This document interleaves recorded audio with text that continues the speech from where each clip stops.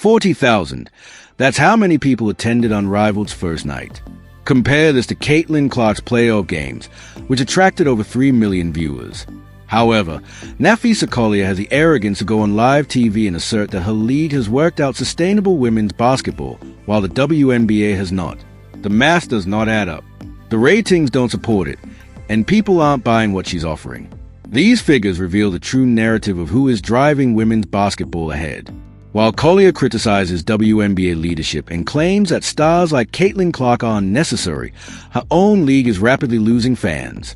Do you believe Unrivaled will fold soon? Please let us know in the comments below. Make no mistake, these ratings are trash. Without even having to see the overall viewers. The 18 to 49 lets me know, I've been doing this long enough, lets me know, oh, these ratings are dog shit. Unrivaled came into this season with huge expectations. The league pitched itself as a future of women's basketball with a fast-paced 3-on-3 format and an established roster.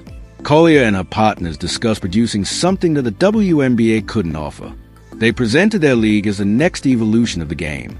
The marketing emphasized star power and competitive play to attract fans, even if the game's biggest stars, such as Caitlin Clark, believed it wasn't worth their time. Then the numbers simply fell. Opening night drew 40,000 views from the crucial demographic. That is not a typo. 40,000 people tuned in to watch what was billed as revolutionary basketball. You can practically hear the collective gulp of the investors who put money into this venture. The viewership fell significantly short of predictions, making it impossible to ignore. Breeze Phantom game on TNT, a .04.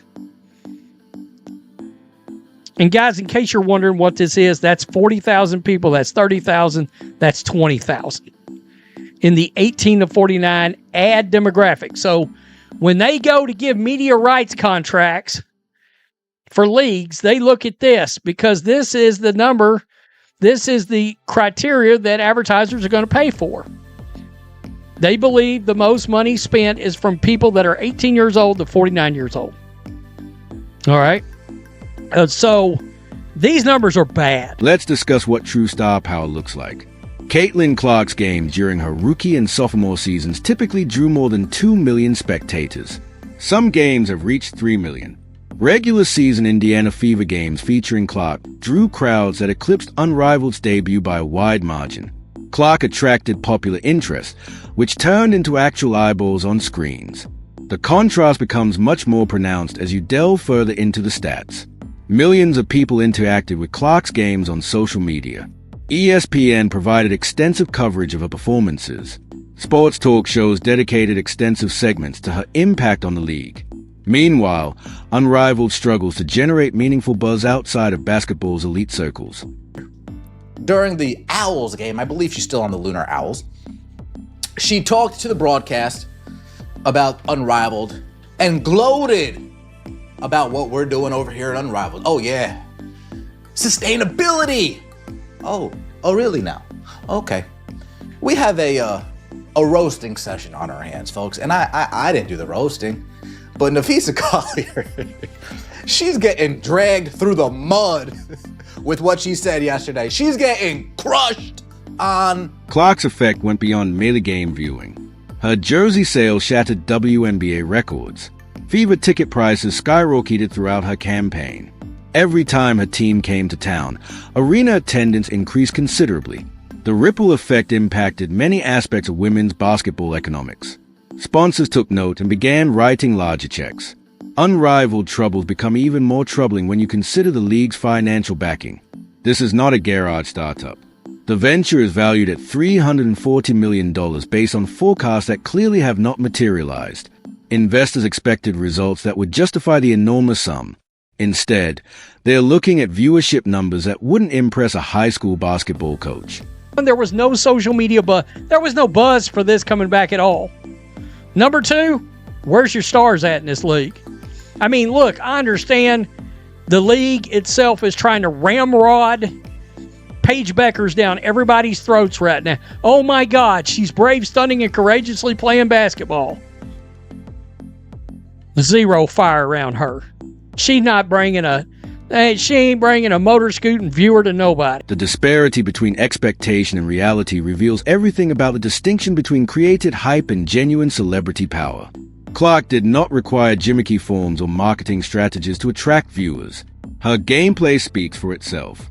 Fans tuned in to watch what she'd do next. The joy seemed real rather than manufactured. When mainstream stars aren't involved, alternative leagues struggle. The 3-on-3 model may be effective for brief bursts of entertainment, but it fails to generate engaging tales that foster long-term support. Casual viewers require reasons to care beyond simply witnessing good basketball.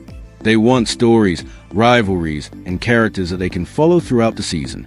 Year 3v3 pop-up league. Please come back when Unrivaled has lasted 3 decades. You can't take her serious. It is a pop-up league. It is a pop-up league. You know, you go to the mall and there's like a random shop one day. It's a pop-up shop. This is a pop-up league. Sustainable business in year 2. Good Lord. She sounds like someone taught her a few jargon keywords and thought they could pass her as an intelligent business. Oh no.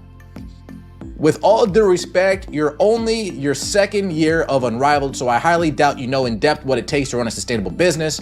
I'm sure at some point in the future that will resonate. A 2-year 3-on-3 pop-up league. Please return when Unrivaled has endured 3 decades. You cannot take her seriously. It's a pop-up league.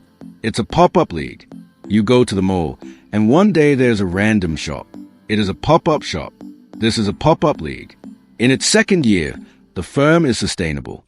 Good Lord, she sounds like someone gave her a few jargon keywords and thought she could pass as an intelligent businesswoman. Oh no, with all due respect, you are only in your 2nd year of Unrivaled, therefore I doubt you have a thorough understanding of what it takes to run a viable firm.